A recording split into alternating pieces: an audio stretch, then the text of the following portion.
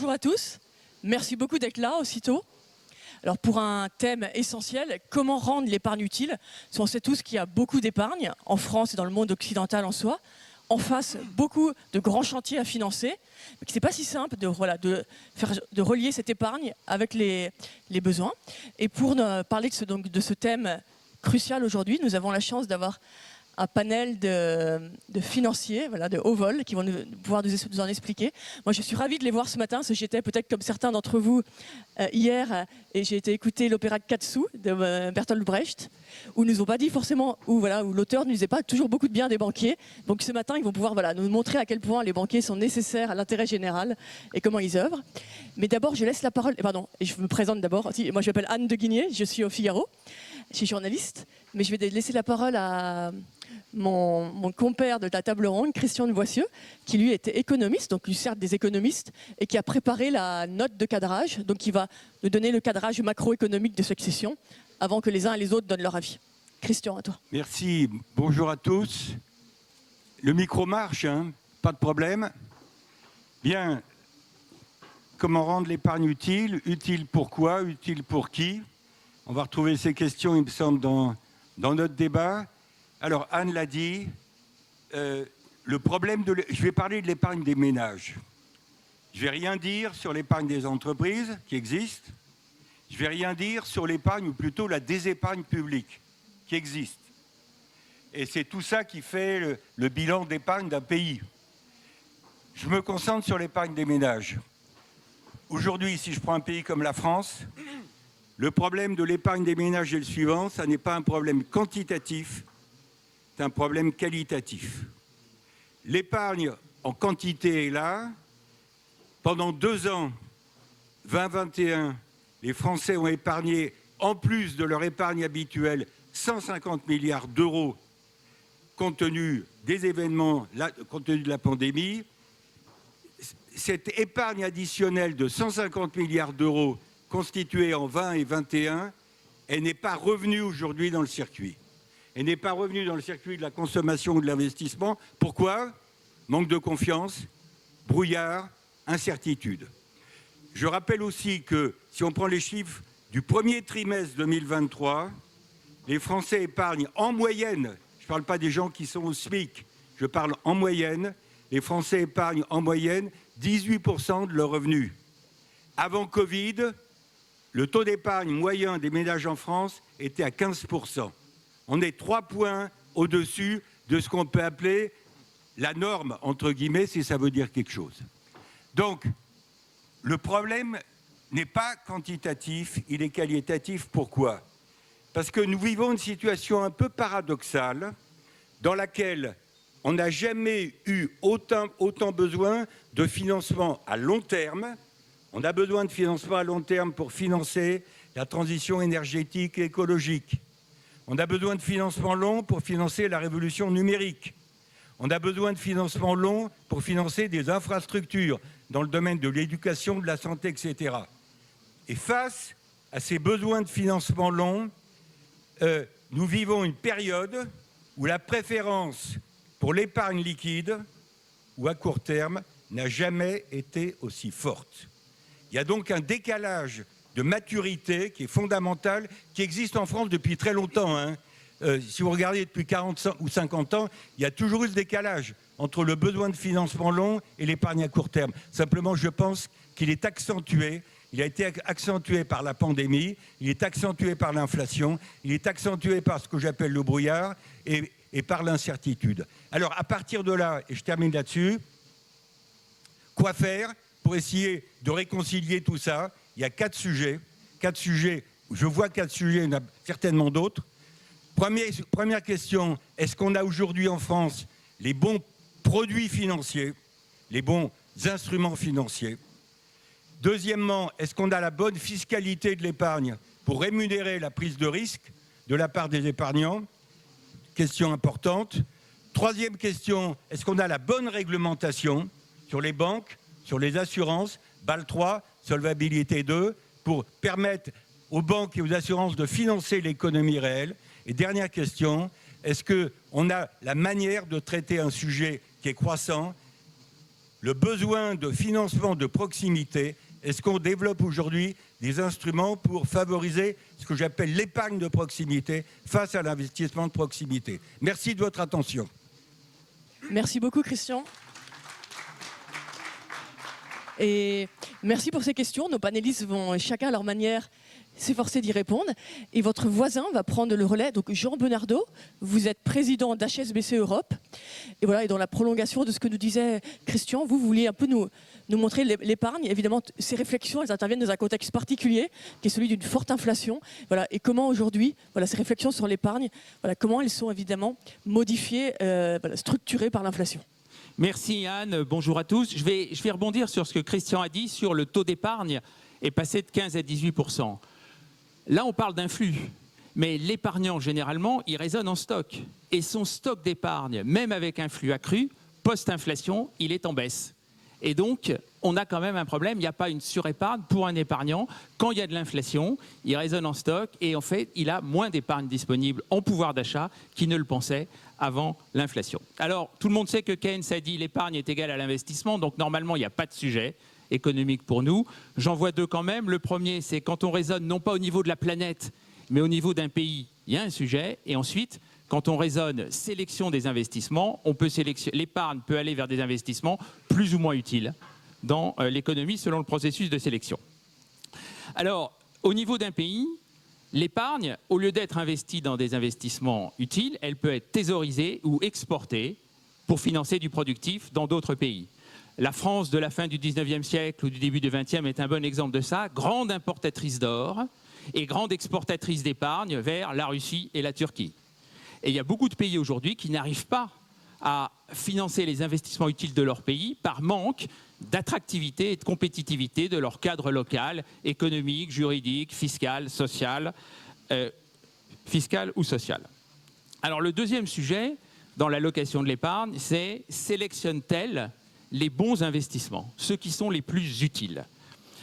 Il y a toujours plein d'idées à financer et ce processus de sélection, il se fait soit directement en allant chercher l'épargne des entreprises, des administrations publiques, qui est souvent négative, mais enfin, elle finance quand même de l'investissement, ou des ménages, soit en passant par le système financier qui la transforme. Alors, quand c'est les entreprises, on part du principe que c'est assez efficace et on a souvent raison, mais j'en profite pour défendre le rachat d'actions, pour animer un peu le débat.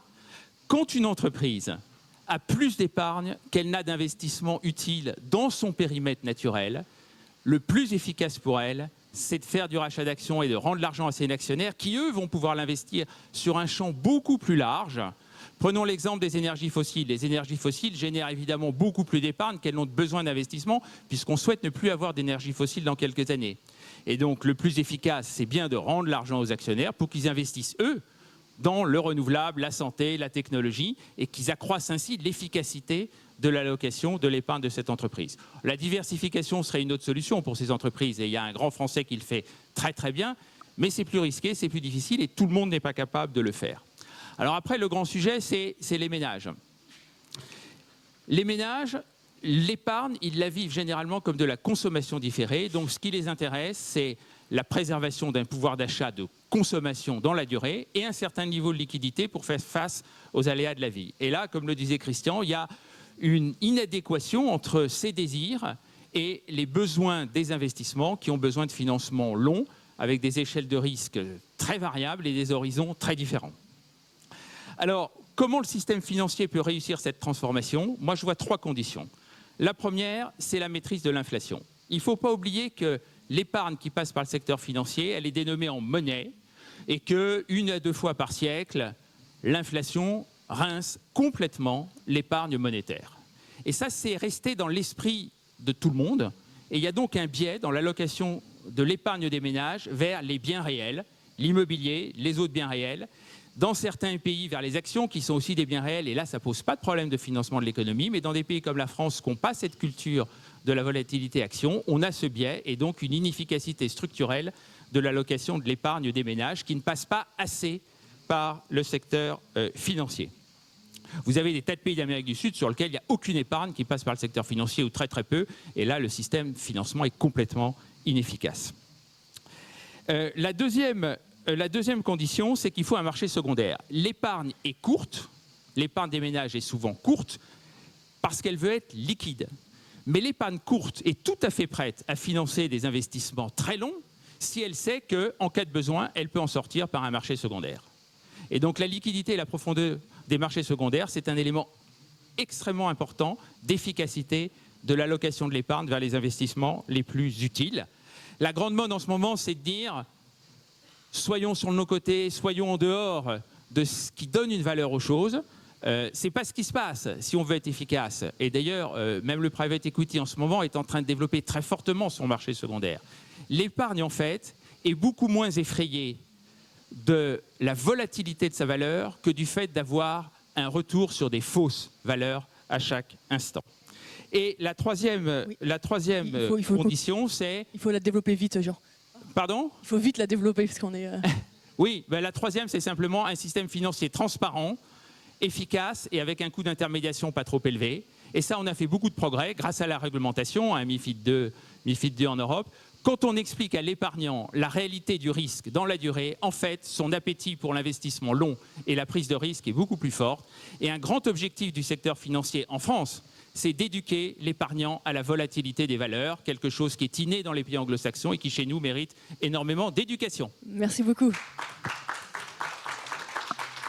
Merci beaucoup. Là, c'est presque un second cadrage de notre table ronde. Merci beaucoup, Jean. Claire, votre voisine, Claire Chabrier, vous êtes présidente de France Invest, donc c'est l'association du capital investissement, et vous êtes directrice associée d'Amundi. Et Claire, du coup, vous allez évidemment nous parler, vous expliquer comment rendre l'épargne utile, et comment le capital investissement peut être un levier pour rendre l'épargne utile. Et voilà, je vous laisse bien regarder aussi le timing. Merci, bonjour à toutes, bonjour à tous. Merci pour ces introductions parce qu'effectivement, on est au cœur du sujet. Rendre l'épargne utile, c'est déjà l'allouer et l'investir en phase avec les besoins de l'économie, bien entendu. Ces besoins de l'économie, on le sait tous, ils accélèrent à la fois les besoins financiers. Aujourd'hui, on parle de 70 milliards d'euros par an à financer dans les 30 prochaines années dans le cadre de la décarbonation, par exemple.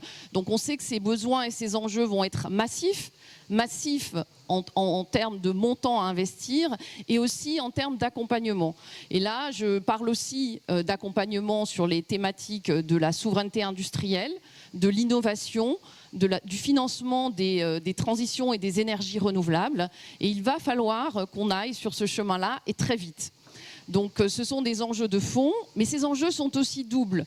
Je m'explique, double parce qu'on parle aujourd'hui de financer les solutions, et là on parle de l'innovation. On sait qu'il va falloir financer les startups industrielles, la deep tech, pour pouvoir trouver des accélérations à ces problématiques de décarbonation. C'est quelque chose qui est bien identifié par tous et par toutes. Mais ce qu'on oublie souvent, et je crois que c'était aussi un des messages que je souhaitais porter aujourd'hui, c'est la transition. C'est-à-dire la transition qu'il va falloir financer dans l'ensemble de nos entreprises non cotées des territoires français. Les PME, les ETI, qui sont pour la plupart des entreprises industrielles, qui sont créatrices d'emplois en France et qui sont aujourd'hui pas forcément identifiées à la fois dans les besoins de financement et de transformation. Et vous l'avez dit, cela va demander du temps long. Donc ce sujet, pourquoi il est clé? Parce qu'on a un risque aujourd'hui de laisser ces entreprises sur le bord de la route si on ne les accompagne pas dans ces transitions pour arriver finalement à une croissance verte et durable. Donc aujourd'hui, c'est évidemment une de nos préoccupations. Je vous rappelle qu'il y a 120 000 PME en France. Les acteurs du capital investissement en accompagnent 7 600. Donc face à ces enjeux, nous rentrons dans ce que j'appelle l'ère des fonds propres, c'est-à-dire du financement de long terme, transformant, qui va nécessiter plusieurs ingrédients. On a parlé alors des montants à financer, donc ça veut dire effectivement orienter l'épargne des particuliers. On va avoir besoin de l'épargne des particuliers pour répondre à ces enjeux de financement. Ça veut dire aussi de l'accompagnement, parce que ce n'est pas uniquement du financement, mais c'est de l'accompagnement des entrepreneurs pour passer ces phases complexes qu'ils ont devant eux. Et puis c'est aussi, comme ça a été dit, du temps long. Et c'est ce que font les acteurs du capital investissement. Donc la bonne nouvelle, c'est que nous sommes bien équipés en France, puisque l'industrie du capital investissement est le premier acteur de l'Union européenne. européenne. Donc nous sommes une industrie mature, présente sur l'ensemble des territoires, proche des entrepreneurs.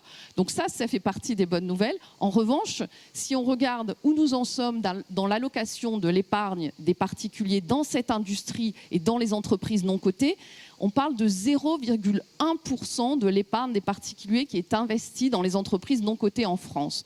Donc c'est évidemment infime. Donc nous avons un enjeu collectif d'orienter cette épargne vers cette économie productive des territoires, des PME et des ETI. Alors, on est en train de le faire. Il y a quand même, même si le chiffre est aujourd'hui infime, il y a beaucoup de choses, et à la fois au niveau politique, puisque dans le cadre notamment du projet de loi Industrie verte, il y a une vraie volonté d'orienter l'épargne retraite qui n'est absolument pas investie et qui est une épargne de long terme. Donc il y a cette volonté de l'orienter, les lignes sont en train de bouger. Il y a un vrai sujet aussi d'éducation et de pédagogie, parce que ce sont des produits, et on parlait de ces produits qui sont mal connus aujourd'hui par les Français, à la fois par rapport à leur implication, c'est-à-dire le sens qu'ils donnent dans l'investissement, mais aussi par leur rendement. Parce que quand on parle de rendre l'épargne utile, c'est rendre l'épargne utile pour l'économie, mais pour l'épargnant aussi. Et c'est une épargne, le capital investissement, qui donne aussi du rendement. Merci beaucoup, Claire. Et alors, votre voisin, Emmanuel Goldstein, vous êtes le patron de Morgan Stanley à Paris, enfin, pour dire pour toute la France même. Et Emmanuel, Claire nous parlait justement de l'épargne retraite. Je crois que c'est un sujet qui vous intéressait. De commencer à parler. Voilà. Pour préparer notre table ronde, et voilà, Emmanuel me faisait part de ces quelques idées pour essayer de rendre l'épargne utile. Et c'était très intéressant, donc quelques idées un peu iconoclastes. Merci beaucoup, Emmanuel. Merci, Anne. Bonjour à tous. Je crois qu'il faut d'abord partir d'un constat qui a été déjà dressé par Christian. C'est au fond le manque de confiance des Français dans l'avenir qui entraîne une surépargne. Et cette épargne, par ailleurs, est plutôt orientée vers des placements sans risque. Or, pour rendre l'épargne utile, il faut l'orienter vers les grandes transformations dont la société a besoin. Alors, quel est le constat? C'est que le stock d'épargne financière est essentiellement orienté vers le financement de la dette publique via l'assurance vie ou le logement social via les livrets A. Et donc, il faut dire un mot de la désépargne publique, que Christian, tout à l'heure, a écarté son propos volontairement, mais il faut dire un mot de ça pour constater que en fait, l'État ne sera pas en mesure de financer toutes les transitions dont nous avons besoin, le réarmement industriel, la transition environnementale et les nouvelles mobilités. Et donc, il faut absolument orienter l'épargne des particuliers pour que celle-ci devienne utile. La dette publique aujourd'hui, c'est 3 000 milliards, 112% du PIB, très difficile de trouver des marges de manœuvre. Et les budgets publics, leur redéploiement, les économies ici ou là ne suffiront pas à faire face aux choses. Donc il n'y a pas de doute sur le fait qu'il faille rendre l'épargne utile. Alors si on va sur les pistes que Anne m'invitait à tracer, j'enfonce quelques portes ouvertes. D'abord, réduire la dette publique pour éviter l'effet d'éviction. C'est ça l'impact de la désépargne publique, c'est bien celui-là. Il y a le sujet des retraites et quelque part on n'échappera pas à la création d'une retraite par capitalisation. On a un embryon de cela à travers les PER. On est encore très loin du compte. Et donc, il y a beaucoup de choses à faire pour les rendre plus incitatifs et orienter réellement des flux d'épargne dans cette direction. Orienter, et Claire l'indiquait, l'épargne également vers les projets locaux, vers la réindustrialisation locale, des investissements qui ont en fait de la visibilité pour les épargnants. Et c'est une part importante des choses. L'épargne est peut-être intermédiaire dans son redéploiement, mais il est très important en fait de donner la visibilité aux différents épargnants. Et puis enfin, et c'est encore une fois, ce ne sont que quelques pistes, dynamiser l'actionnariat salarié et tous les mécanismes d'épargne salariale. De nouveaux textes viennent d'être adoptés. Il y a certainement encore des possibilités d'amélioration. Voyons comment cela tourne. Mais c'est une piste évidemment très importante qu'il conviendra d'approfondir. Mais au-delà de ces pistes, il y a également un cadre et un état d'esprit. Nous sommes en France les rois de l'instabilité fiscale, notamment. C'est-à-dire la première année, on met en place un dispositif, notamment parce qu'un ministre veut associer son nom à un dispositif. La deuxième année, on le corrige. La troisième année, on lutte contre les excès. La quatrième année, on veut faire du pilotage fin. La cinquième année, on fait un autre pilotage fin. Et en fait, on essaie d'administrer l'épargne. Or, c'est l'état d'esprit qu'il faut changer. Et en fait, vous vous souvenez que jusqu'à il y a quelques années, il y avait différentes fiscalités qui s'appliquaient à l'épargne. On a mis en place la flat tax, 30%. On pensait que c'était impossible. Il y avait des milliers de notes qui expliquaient que c'était impossible, qu'il y aurait des effets pervers, etc. On y est parfaitement arrivé. Et c'est ce dont on a besoin dans de plus nombreux domaines, c'est d'avoir cette stabilité, ce rétablissement de la confiance. Il faut adresser en fait la racine des choses. Je ne suis pas l'économiste, il y en a plusieurs autour de cette table, mais l'équivalence ricardienne, le fait que quand la dépense publique est très élevée et que de ce fait, les contribuables savent qu'un jour ils vont payer ces impôts et que de ce fait, il faut qu'ils épargnent tout de suite, nuit de toute façon à la possibilité de déployer de l'épargne. Et c'est très important de ce fait de traiter la source. Et c'est pourquoi je pense que en fait, la solution, c'est bien de faire converger les dispositifs techniques, les pistes, mais aussi l'embarquement des citoyens en fait, dans une vraie vision de la transformation de notre société, de la prise de risque par le déploiement de leur épargne utile. Merci beaucoup, Emmanuel. Un discours que Bruno Le Maire aura entendu, j'espère qu'il est là ce matin. Et votre voisin Grégoire Santi, vous êtes le président et fondateur de NextStage, un important acteur de capital développement. Et Grégoire, vous étiez sensible aux questions, pour rester sur cette sphère plus politique, parce évidemment, l'épargne utile, il y a des enjeux très techniques, mais vous avez bien compris, derrière, c'est vraiment des sujets politiques essentiels. Et Grégoire était sensible à la question de souveraineté. Voilà, si vous voulez nous en dire quelques mots. Merci Anne. En fait, ce qui est intéressant, c'est que si on prend un peu de recul, on s'aperçoit que depuis 10 ans, on assiste à une bascule progressive au niveau mondial du financement de l'économie réelle, des marchés boursiers vers les marchés privés, qui sont devenus la source majeure d'investissement en fonds propres dans les entreprises, dans les infrastructures, dans l'immobilier. Et c'est la clé de la souveraineté économique et technologique, comme de la compétitivité d'une nation. Et en fait, c'est le cœur de ce qui explique l'écart et le différentiel de compétitivité qui s'est creusé entre l'Europe et les États-Unis depuis 20 ans, depuis 2000. Il faut le rappeler, aujourd'hui, alors, la France est passée de 1 à 2% d'allocation de son épargne en capital investissement.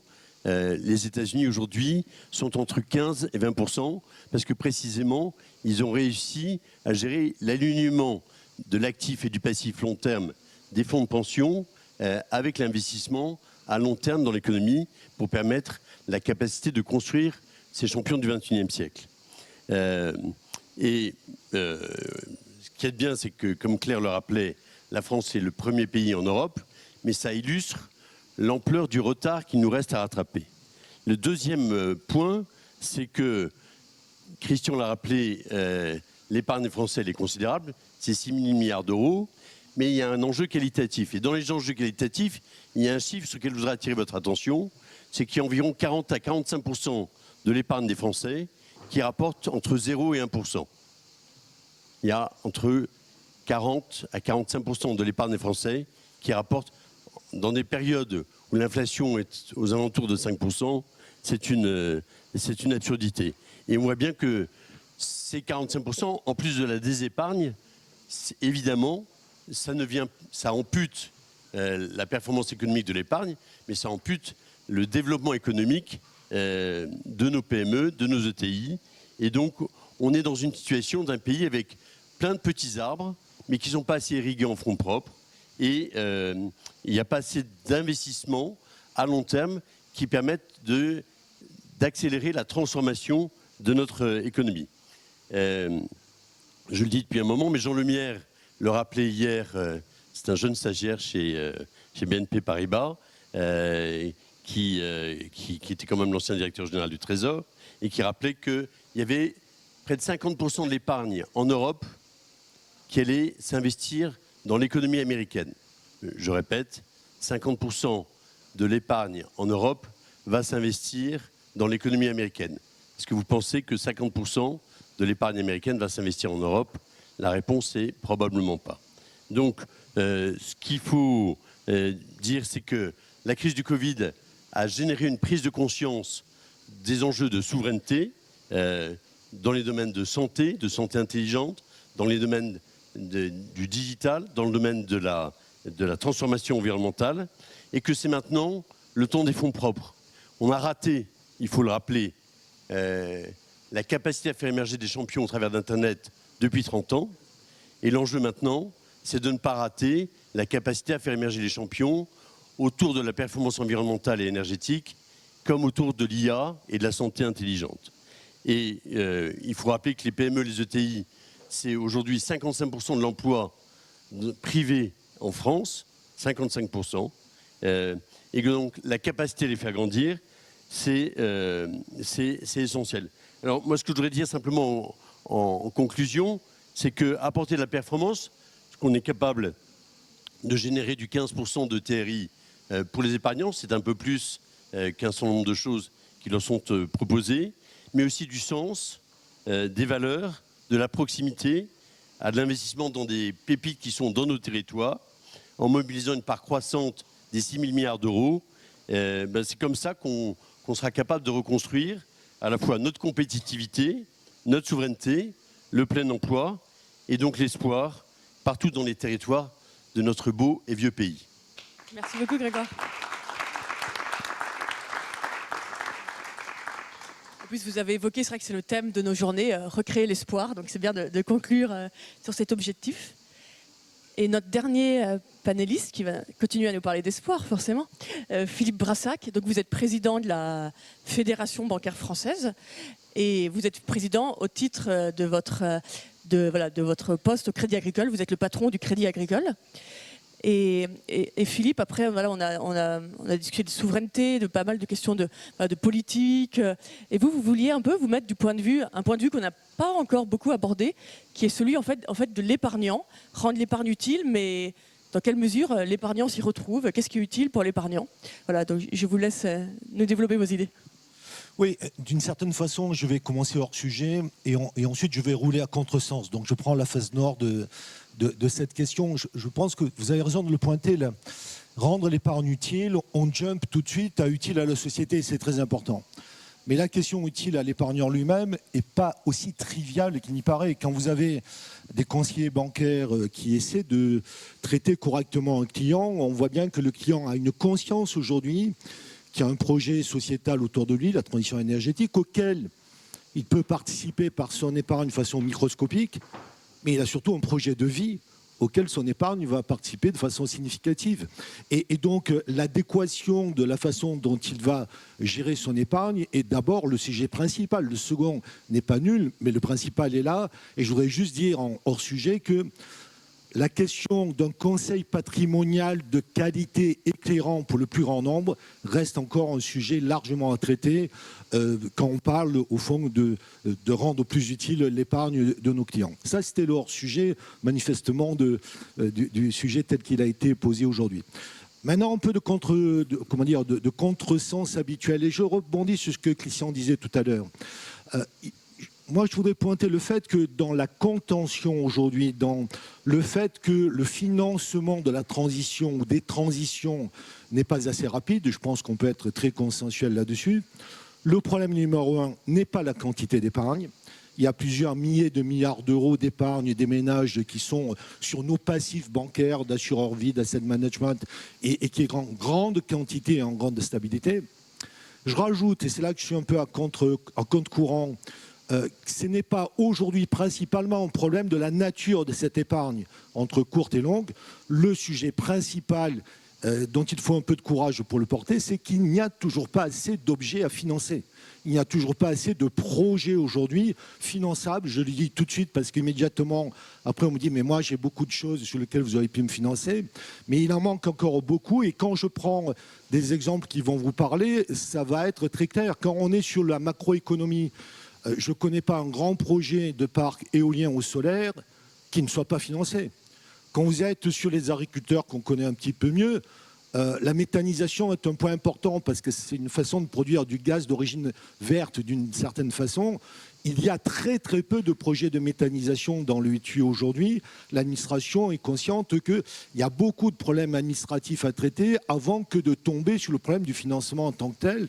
Et quand on est sur les ménages avec des éco-PTZ pour transformer de façon plus soutenable les immeubles, il y a très peu de demandes, non pas parce qu'on n'a pas assez d'éco-PTZ, mais parce que la demande est faible en tant que telle. Il faudrait évidemment un autre panel pour parler de tout ceci, mais il faut bien comprendre qu'à cet instant, le point de contention, s'il y a encore beaucoup trop d'attentisme dans le mouvement général des transitions en tant que tel. Dernier point qui, lui, est dans le sujet, je vais être très rapide. Faut-il pour autant essayer de mieux flécher l'épargne telle qu'elle existe aujourd'hui? Alors, d'abord, de base, il faut comprendre que 2/3 de l'épargne est naturellement et originellement fléché par le client lui-même. Je parle de l'épargne d'assurance vie, 1/3 de l'épargne des Français.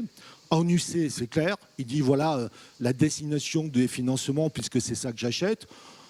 En fonds euros, il est vaguement conscient qu'il finance l'État. En tout cas, c'est comme ça que le réemploi se fait. Et lorsqu'il est sur l'autre tiers des marchés plus ou moins indirects, les SICAV, les fonds communs de placement, les titres en vif, on voit clairement qu'il a choisi l'objet du financement sur lequel son épargne va être mobilisée. Il reste donc le dernier tiers, celui du bilan des banques, celui dans lequel on parle d'épargne bancaire en tant que telle.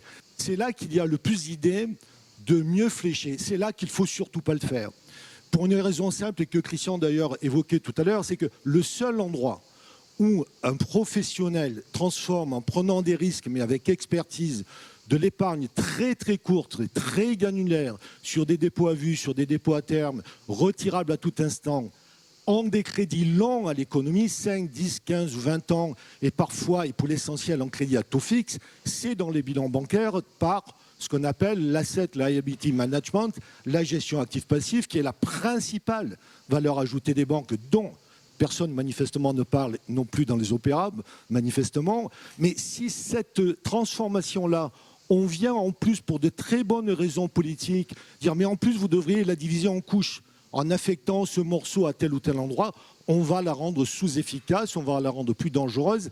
Et je voudrais tirer le signal d'alarme parce que toute la réglementation internationale, plutôt anglo-saxonne, qui n'aime pas le bilan bancaire, qui préfèrent les mécanismes de marché, c'est-à-dire de mettre le risque de taux, de durée ou de transformation sur les agents économiques, pousse vers ceci. Et on a actuellement des réglementations, si ça vous passionne, regardez ça, IRRBB.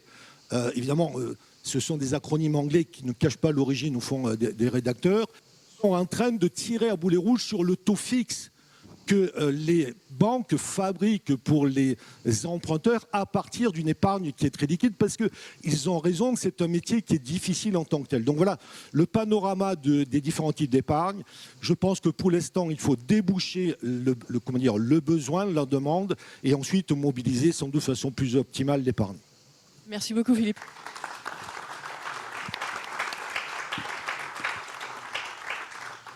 Vous nous avez bien tous démontré que voilà, Brecht n'avait pas tout compris de la complexité du travail de banquier. Donc j'imagine que vous avez des questions. Donc le sujet peut-être Théodore. Et on a combien de temps encore? On a 20 minutes, donc on peut peut-être faire d'abord un petit débat entre nous, 5 minutes, et après on ouvrira les questions avec vous. Donc voilà, préparez vos questions, il y aura du... Peut-être, Claire, je me tourne Oui. vers vous spontanément. L'intervention de Philippe, je ne sais pas, on va peut-être pas rebondir sur ces questions de réglementation. Je ne sais pas si tout le monde est complètement à l'aise, mais est-ce que vous trouvez en effet que l'épargnant, à la fin, en soi, vous qui êtes du côté du capital investissement, on ne fait pas assez attention à l'épargnant? Alors, je crois qu'on est tous d'accord sur quelque chose, et ça a été dit, c'est sur le sujet de la liquidité et l'illiquidité. Donc, évidemment, il y a une prise de conscience à avoir quand on investit sur le long terme et pour l'épargnant, et de pédagogie, c'est-à-dire de bien comprendre et de bien expliquer ce qu'est un investissement de long terme. Et on n'est pas en train, je pense tous ici, de dire que l'investissement de long terme doit représenter 50% des actifs d'un épargnant, mais une petite partie, une diversification de son épargne. Donc ça, évidemment, c'est une vigilance, c'est une formation des réseaux de distribution qui conseillent, comme le disait Philippe, qui conseillent l'épargnant dans son choix et dans son allocation de l'épargne. Donc c'est plus un sujet de diversification et de formation, parce que c'est aujourd'hui pas très bien connu. Sur le sujet de la profondeur de marché, si je peux me permettre de réagir à ce sujet-là, aujourd'hui, comme je le disais, on accompagne 7600, les acteurs du capital investissement français, 7600 entreprises en France. On a 120 000 PME. Donc, on est à peu près dans 5% des entreprises. Donc, ce que je me dis, c'est que quand même, on a une certaine profondeur de marché. Mais c'est encore une fois comme le sujet des épargnants. C'est un sujet de connaissance et de pédagogie aussi vis-à-vis des entrepreneurs français. Alors, le Covid, et Grégoire en a parlé, a changé aussi l'état d'esprit des entrepreneurs qui n'avaient pas forcément ouvert leur capital. Et aujourd'hui, on voit d'ailleurs, on a eu en 2022 la meilleure année en termes de nombre de sociétés accompagnées par les acteurs du capital investissement. On voit qu'aujourd'hui, c'est un accompagnement et un type de financement qui est de plus en plus connu. Donc je crois qu'en fait, je suis convaincue qu'on a une grande profondeur de marché, mais bien sûr, à faire une nécessité de continuer à faire de la pédagogie et à expliquer à quoi sert le capital investissement, financeur de long terme et d'accompagnement. C'est un thème qui est revenu plusieurs fois, la pédagogie. Et c'est vrai qu'on sait bien que c'est un sujet en France, les connaissances, simplement les connaissances économiques. Je crois que Grégoire, vous vouliez dire un mot ? Oui, Philippe a fait référence à la complexité de la gestion de l'actif passif. Mais je voulais simplement rappeler et introduire la dimension du temps. C'est-à-dire qu'en fait, quand on est dans un PER, la duration moyenne, c'est 24 ans. Dans l'assurance vie, c'est 12 à 14 ans, mais avec une contrainte législative qui est la liquidité immédiate. Et donc en fait, pourquoi est-ce que les États-Unis ont réussi ça ? C'est parce que comme ils sont une part importante de leurs fonds de pension qui sont investis dans l'économie réelle, ça permet de faire cette différence. Et cette différence, elle est très sensible pour l'épargnant parce que vous épargnez à 2% pendant 30 ans, ben vous allez avoir un multiple de 1,81 sur votre épargne. Vous épargnez à 15% pendant 30 ans sur votre épargne de TRI, vous allez faire un multiple de 66 fois. Et donc, ce n'est pas exactement la même chose pour l'épargnant. Et ça, c'est tangible. Je crois que ça, on l'a tous bien en tête. Ça.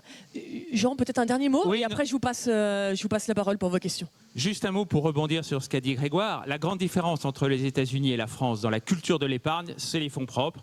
Et ce qui fait peur en France dans les fonds propres, c'est ce qu'a dit Emmanuel, c'est le manque de confiance dans la durée.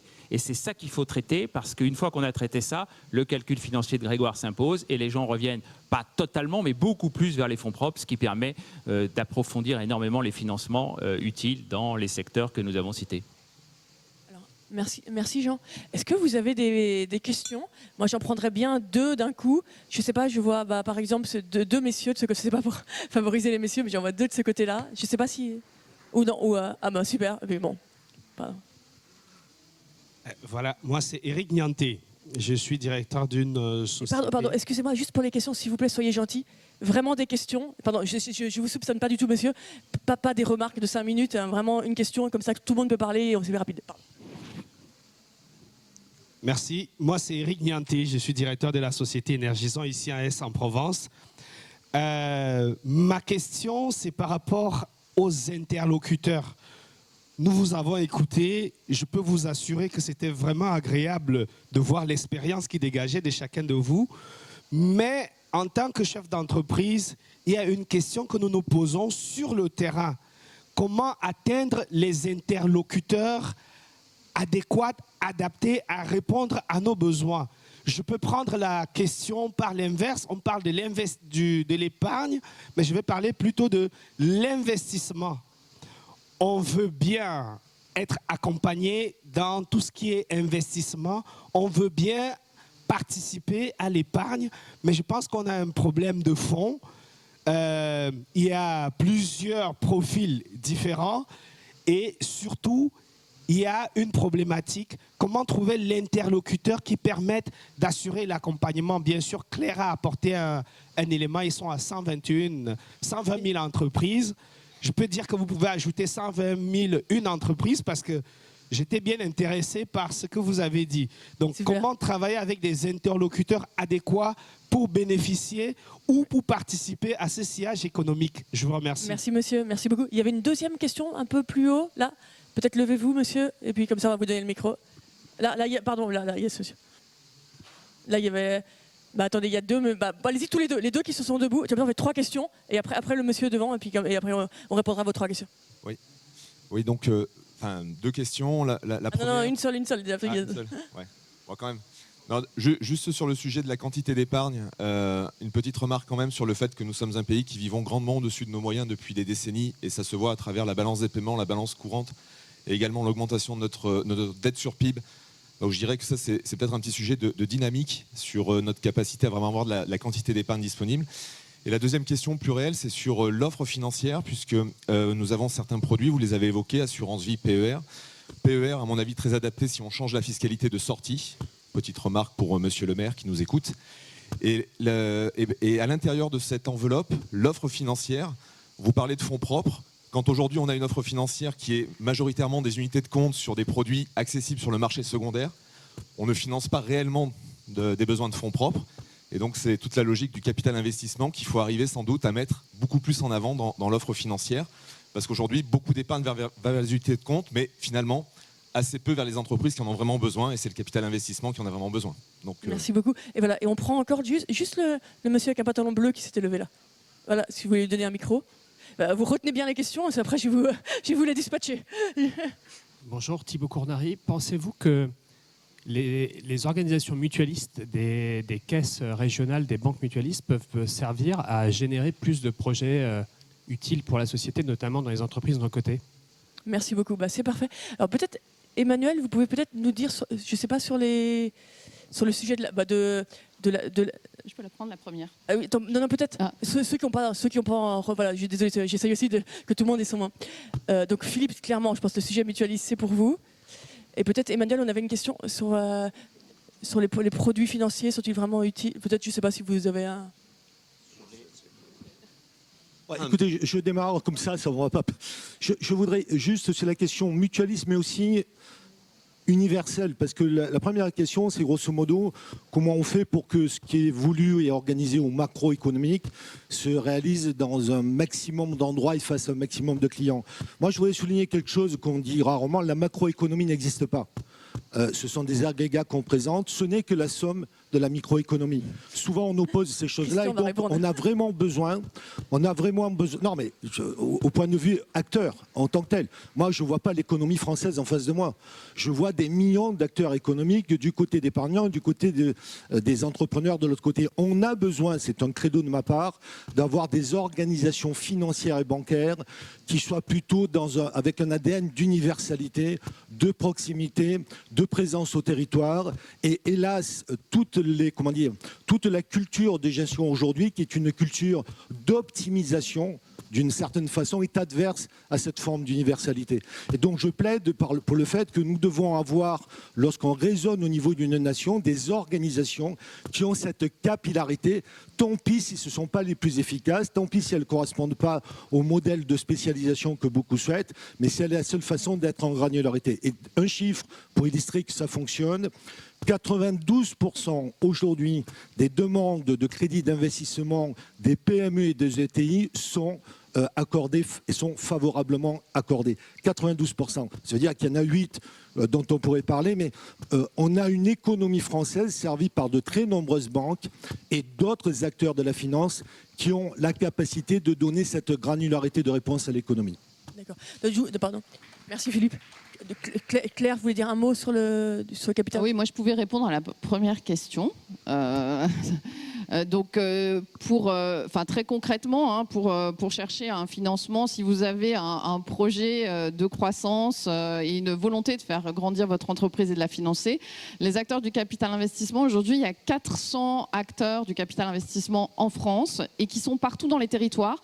Et d'ailleurs, j'en vois certains dans la salle qui sont sur votre territoire, qui sont actifs sur votre territoire. Donc, pour trouver le bon acteur, vous pouvez aller sur le site de France Invest. Désolée, mais je réponds à la question. Pas de pub. Mais voilà, c'est donc c'est aujourd'hui très documenté. C'est ce que je disais, c'est qu'on a vraiment, quand je disais qu'on était le premier acteur en Union européenne, c'est le cas, et on est très présent Et d'ailleurs, voilà, comme le disait Philippe, on est très présent en granularité sur les territoires. Donc ça, c'est quand même une chance extraordinaire pour notre économie et pour pouvoir accompagner les PME, y compris les jeunes projets, les projets naissants de start-up. Merci beaucoup. Est-ce qu'on a encore on pourrait prendre 2 questions là. Voilà, Madame devant. Ah bah voilà, un jeune homme là. Et puis après, vous le passez le micro à... Bonjour, je m'appelle Samy et je suis étudiant en école de commerce. Donc ce qui m'a interpellé dans le débat, c'est l'évocation de certains concepts comme l'effet d'éviction, l'équivalence ricardienne, l'épargne retraite, sans qu'il y ait un seul mot qui ait été prononcé. C'est celui du passage au système de retraite par capitalisation. Est-ce que vous ne pensez pas que le passage à un système de retraite par capitalisation serait à la fois la solution au fléchage de l'épargne et aussi à l'aggravation du déficit public? Ah bah, Emmanuel nous en a parlé, donc il va répondre ça très bien. Oui, alors merci. Je pense que je l'ai dit. En fait, c'était même une des pistes, mais il n'y a pas de problème. C'est normal, les étudiants perdent un peu d'attention à certains moments, surtout à cette heure-ci. Non, mais vous avez raison pour aller dans votre sens. C'est vrai que le passage à un vrai système par capitalisation, et tout à l'heure a été relevé que sur le PER, il y a des problèmes sur la fiscalité de la sortie, qui est très complexe en fait, parce qu'il y a des options. Alors on essaye à chaque fois de faire de la casuistique en fait, de dire alors il y a tel cas, il faut prévoir telle chose, il y a des effets pervers. C'est ce dont je parlais un peu sur la stabilité et la nécessité d'instaurer un climat de confiance autour des investissements. Mais j'en profite pour souligner un autre point qui est très important et qui est très complémentaire des points qu'a fait Philippe. C'est au fond, on a une culture économique et financière dans notre pays très peu développée. En fait, il faut absolument la développer plus parce que tant qu'elle n'est pas plus développée, les gens sont averses au risque. Et alors on vous dit voilà, on a perdu de l'argent sur tel investissement et tout le monde se dit en fait il n'y a plus que le livret A et les OAT, hein, les obligations du Trésor, qui sont le safe haven. Et ça induit, le safe haven, c'est-à-dire l'endroit où on est sûr, où on est tranquille. Et ça induit plein d'effets pervers parce que vous avez actuellement des prix de l'immobilier, par exemple, qui sont en baisse. Qui vont être en baisse, et c'est assez mécanique parce que quand les taux d'intérêt montent, l'immobilier baisse, et on verra jusqu'où, on verra comment, alors même qu'il y a un produit d'épargne, les SCPI, qui sont considérés comme de l'épargne retraite, qui sont typiquement des produits qui sont souscrits par disons 45 à 55 ans qui préparent leur retraite, et qui pensent qu'en fait, ils sont sur un placement extrêmement sûr. Et hier, l'AMF a sorti une note qui arrive quand elle arrive pour dire attention, il faut quand même prévenir les gens que le capital n'est pas garanti. Bah oui, l'immobilier, le capital n'est pas garanti, c'est vrai. Et on verra. Et donc cette absence de culture économique et financière peut conduire les gens à prendre des décisions qui ne sont pas totalement informées, à rester averses au risque et de ce fait de ne pas aller vers ce que soulignait Grégoire, notamment Grégoire, mais plusieurs d'entre nous, qui est le placement vers les fonds propres qui génère évidemment un rendement et un retour sur investissement bien supérieur à tout le reste. Merci Emmanuel. Écoutez, on a des étudiants là qui sont là qui justement ont envie de travailler sur leur culture économique. Et votre question vaut toujours? Donc on avait une jeune femme là au 2e rang. Je ne sais pas si le micro peut aller jusqu'à elle. Pardon, là. Tu peux lui passer le micro? Super. Oui, bonjour. Vous avez été nombreux à nous évoquer la question du manque de confiance. Donc, au-delà peut-être du manque d'éducation financière, qu'est-ce qui explique ce manque de confiance en sachant qu'il y a quand même une défiance de la population face aux institutions financières? Comment expliquez-vous cela? C'est une très bonne question. En plus, c'est vraiment le thème de ces 2 jours. Et c'est vrai que la confiance, l'espoir passe par un plus de confiance. Alors là, je pense que vous aurez... Peut-être ce qu'on peut faire, c'est que comme c'est une question... C'est une excellente question et je pense qu'on peut conclure notre table ronde là-dessus. Je vous laisse comme ça, vous avez ceux qui parlent après, vous avez chacun, vous faites tous 20 secondes pour répondre à ça. Comment recréer plus de confiance dans les institutions financières? Et après, Christian, c'est à toi. Tu nous fais une synthèse de tous ces travaux et on se termine là-dessus. Donc on commence par Grégoire et après on va passer à Philippe et puis on fait en ordre. Ah pardon, vas-y Grégoire. Je crois qu'il n'y a pas de... On a rappelé le rôle et le manque de pédagogie économique et financière des Français, mais je crois qu'il n'y a pas de confiance sans vision à long terme. C'est le long terme, et d'ailleurs, économiquement, plus l'investissement est à long terme, en action, plus il a de probabilité, et les chiffres sont spectaculaires, d'être performant pour pour l'épargnant. Et donc, en fait, je pense que l'enjeu, c'est de construire cette confiance par une vision et par du long terme là-dessus. Et je voudrais ajouter quelque chose qu'on ne mesure pas quand on s'appelle Bernard Arnault ou François Pinault. On vous propose un produit de capital investissement. Mais on ne peut pas proposer un produit de capital investissement à 50 millions ou 60 millions de Français. Il faut en fait intégrer ces solutions dans l'épargne retraite, dans l'assurance vie, dans l'épargne salariale, comme on l'a fait dans l'industrie de logiciels, comme un service qui est intégré et avec une allocation. C'est comme ça qu'on construit de la confiance. D'accord. Merci Grégoire. Philippe, chacun vraiment 30 secondes. Hein. Plus généralement, moi je pense qu'on ne peut pas et on ne doit pas demander aux individus d'avoir le même type de prise de risque et de confiance du côté des investissements que le professionnel et le banquier. Pas parce que le banquier est professionnel, mais le banquier ou le professionnel du capital risque, il a un avantage que l'individu ne peut pas avoir, c'est que nous gérons la stabilité statistique des choses. L'individu, il peut pas. Il peut avoir un événement de vie, il peut avoir un divorce, il peut avoir des choses qui font que il a besoin d'une sorte de liquidité permanente de son épargne. Et donc, je pense qu'il faut renoncer à cette idée que l'individu ne peut pas bénéficier de la liquidité. Et c'est pour ça que les intermédiaires sont nécessaires pour qu'eux travaillent sur ce qui est instable au niveau de l'individu, mais qui peut être très stable au niveau de volume d'épargnants, comme nous savons le gérer. Donc, amortir un peu les chocs des vies. Passer de la volatilité micro à la stabilité macro. Le collectif qui aide dans le micro, c'est bien, c'est intéressant. Emmanuel, et comment Morgane Stennet nous redonne confiance dans les institutions ?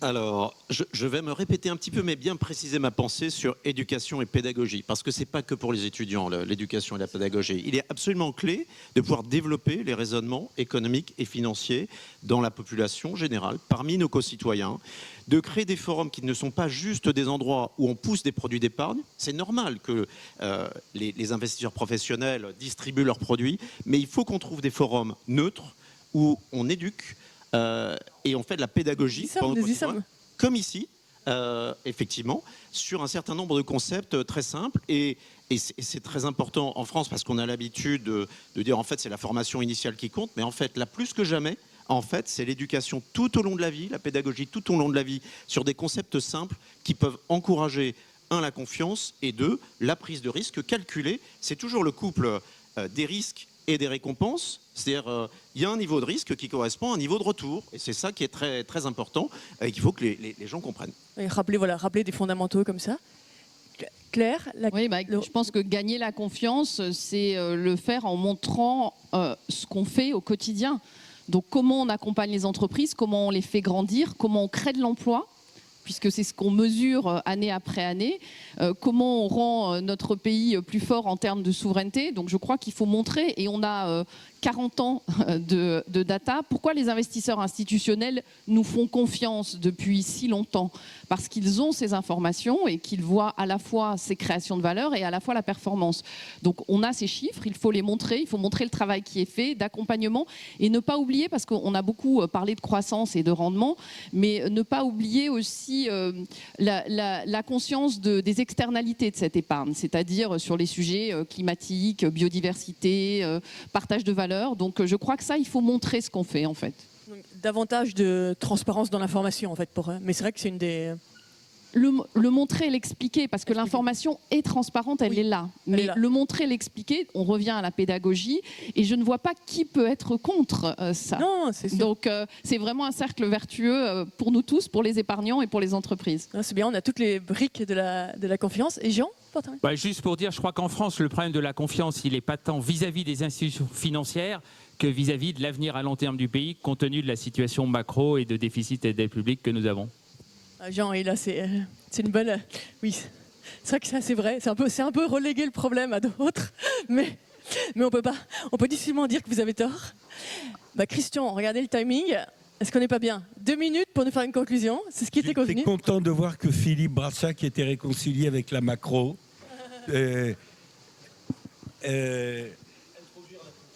Oui. Confiance. Moi, je pense que ça passe, ça a été dit, mais j'insiste, ça passe par la transparence. Ça passe aussi par un point qu'on n'a pas évoqué, et que j'ai vécu, moi, en tant que client de banques qui ne sont pas autour de cette table, donc personne ne sera visé.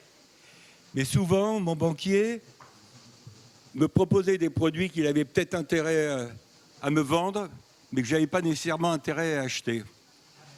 Autrement dit, je pense que l'épargnant ne doit pas sentir qu'il existe un conflit d'intérêts entre lui-même et le prestataire qui lui propose des produits. Ça me paraît très important, ça, par rapport à la confiance. Alors, une de mes connaissances qui habite dans mon immeuble me dit Monsieur de Boissieu, est-ce qu'il faut que je mette mon épargne ailleurs qu'à ma banque? Je ne vais pas dire de nom de banque. Hein. Je lui réponds qu'en France, il y a la garantie des dépôts qui s'applique jusqu'à 100 000 euros par compte et que, à ma connaissance aujourd'hui, les faillites bancaires, ce n'est pas en France. Les faillites bancaires, c'est plutôt aux États-Unis, en Californie, que je sache. Donc, pas d'affolement. Sur l'éducation, moi, je suis sensible à ce que vous dites sur l'éducation. Je suis prof de fac. Mais alors, de manière un peu hypocrite, je vais renvoyer la problématique de la pédagogie vers le secondaire. Je pense que la pédagogie économique et financière en France ne se fait pas bien ou ne se fait pas du tout dans le secondaire. Et moi, je vois arriver à la fac, au niveau du supérieur, des étudiants et des étudiantes qui pensent qu'ils ont fait de l'économie dans le secondaire. Parfois, ils ont fait tout sauf de l'économie. Sur la pédagogie, quand j'étais au collège de l'AMF, Nabila, que vous connaissez, grande influenceuse, proposait sur Internet, sur les réseaux sociaux, d'acheter du Bitcoin. Bon, en disant, vous savez, vous pouvez que gagner de l'argent sur le Bitcoin. À l'AMF, on a publié dans l'heure un communiqué disant, sur le Bitcoin, comme sur les autres classes d'actifs, vous pouvez gagner de l'argent, certes, mais vous pouvez aussi en perdre beaucoup. Et autrement dit, aujourd'hui, quand vous regardez la publicité à la télé ou à la radio, vous écoutez à la radio la publicité sur les produits financiers, vous avez toujours cette information sur le risque. Et j'ajoute, j'ai presque fini, j'ajoute que, vous l'avez dit, mais je crois que c'est une synthèse que je retiens, dans les manuels de gestion de portefeuille, on vous dit, ce qui compte, c'est le couple rendement-risque. Ben, ce qui compte aujourd'hui, et depuis la crise de 2007-2008, peut-être encore plus aujourd'hui, ce qui compte, ce n'est pas le couple. Ce qui compte, c'est rendement, risque, liquidité. Il me semble que l'épargnant, il doit regarder les trois dimensions et pas une seule. Voilà, il est l'heure. Merci Christian. Merci de votre Merci beaucoup. attention.